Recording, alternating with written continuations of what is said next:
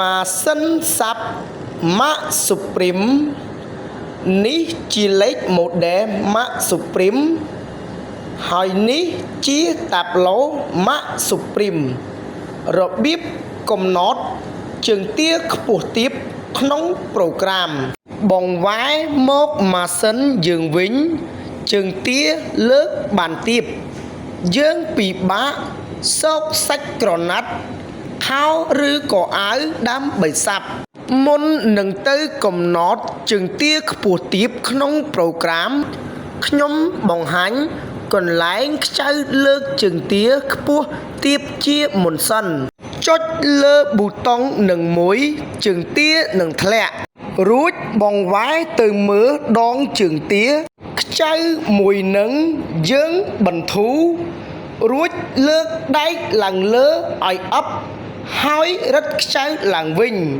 ខាងនេះក៏ដូចគ្នាយើងបន្ធូរខ្ចៅមករួចលើកដៃឡើងលើឲ្យអប់ហើយរឹតខ្ចៅឡើងវិញបន្ទាប់មកចុចលើប៊ូតុងនឹងមួយជើងទានឹងលើកនៅពេលដែលយើងលើកដៃជើងទាខាងឆ្វេងឬខាងស្ដាំដល់លើអស់ហើយជើងទានៅតែលើកបានទាបទៀតអញ្ចឹងចុចលើប៊ូតុងនឹងមួយជើងទានឹងធ្លាក់រួចចុចព្រួយខាងលើកំណត់យកលេខ2ជើងទានឹងឡើងខាងក្រោមអក្សរ X លេខ10គឺជាលេខកំណត់ជើងទាខ្ពស់ឬទាបបើសិនជាបងប្អូនចង់បានជើងទាលើកបានខ្ពស់បងប្អូនចុចដំឡើងលេខនឹងទៅតែបើសិនជាបងប្អូនចង់បានជើងទាលើកបានទាបបងប្អូនចុចដកលេខនឹងទៅអញ្ចឹងលេខលើកជើងទាខ្ពស់ទាបមានត្រឹមលេខ10រហូតដល់លេខ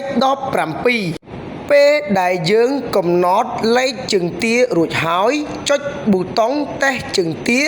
ដើម្បីឲ្យម៉ាស៊ីនដំណើរការនៅពេលដែលយើងកំណត់លេខនឹងហើយជើងទានៅតែលើកបានទាបទៀតអញ្ចឹងយើងចូលទៅកំណត់លេខនៅក្នុងប្រូក្រាមវិញម្ដងបិទកុងតាក់ម៉ាស៊ីន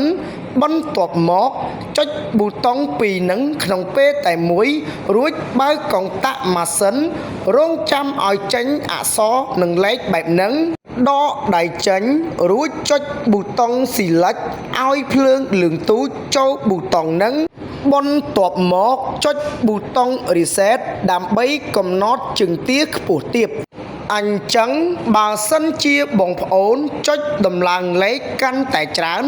ជើងទាលើកកាន់តែទាបតែបើសិនជាបងប្អូនចុចដកលេខកាន់តែច្រើនជើងទាលើកកាន់តែខ្ពស់នៅពេលដែលយើងកំណត់លេខជើងទារួចហើយចុចលើប៊ូតុង Reset ដើម្បីសេវឲ្យជាប់រួចចុចតេស្តជើងទាចេញលេខក្បាលថ្នេរបង្វែរទៅម៉ាស៊ីនយើងវិញ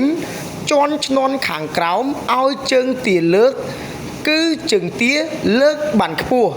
អញ្ចឹងយើងងាយស្រួលសោកសាច់ក្រណាត់